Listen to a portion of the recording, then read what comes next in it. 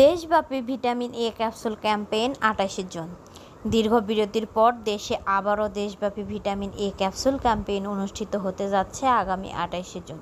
এ ক্যাম্পেইনের আত্মতায় ৬ মাস থেকে ৫৯ মাস বয়সী শিশুদের ভিটামিন এ ক্যাপসুল খাওয়ানো হবে।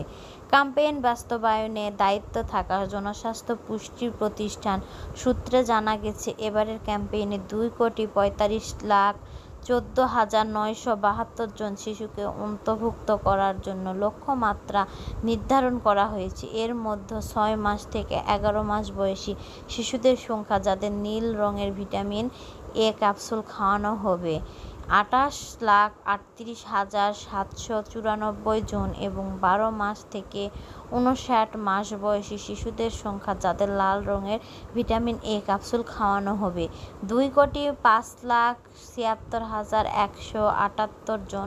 জনস্বাস্থ্য পুষ্টি প্রতিষ্ঠানের পরিচালক ডাক্তার মোহাম্মদ ইউনুস আলী ঢাকা পোস্টকে বলেন, আগামী ২৮ জুন দেশব্যাপী ভিটামিন এ ক্যাপসুল ক্যাম্পেইন বাস্তবায়নের জন্য ইতোমধ্যে ১,২০,০০০ কেন্দ্র প্রস্তুত করা হয়েছে। এছাড়া আরও ৫০০টি মোবাইল কেন্দ্র স্থাপন করা হয়েছে। ক্যাপসুল ইতিমধ্যে আমাদের হাতে পৌঁছেছে, কিন্তু ক্যাপসুল বাকি আছে, সেগুলো আগামী ১৯ তারিখের মধ্যে হাতে পাব বলে আশা করছি। ক্যাম্পেইন বাস্তবায়নের জন্য আমরা সর্বোচ্চ প্রস্তুতি নিচ্ছি। আশা করি ৬ মাস থেকে ৫৯ মাস বয়সী শিশুদের অভিভাবকেরা কাছাকাছি কেন্দ্রগুলোতে নিয়ে তাদের সন্তানকে ভিটামিন এ ক্যাপসুল খাওয়ানোর ব্যবস্থা করবেন।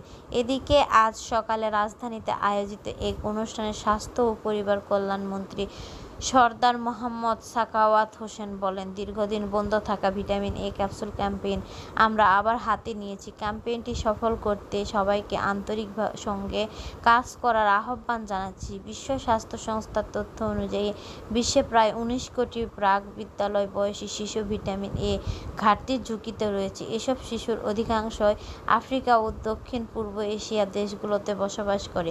ভিটামিন এ এর অভাবে দৃষ্টিশক্তির সমস্যা, রাতকানা এবং গুরুতর ক্ষেত্রে অন্ধত্ব দেখা দিতে পারে।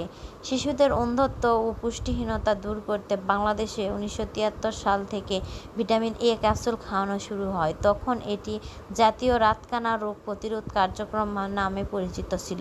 ১৯৯৫ সালে কার্যক্রম আরও শক্তিশালী করতে জাতীয় টিকাদান দিবসের সঙ্গে ভিটামিন এ কর্মসূচি যুক্ত করা হয়। পরবর্তী ২০০৩ সাল থেকে এর নাম দেওয়া হয় জাতীয় ভিটামিন এ প্লাস।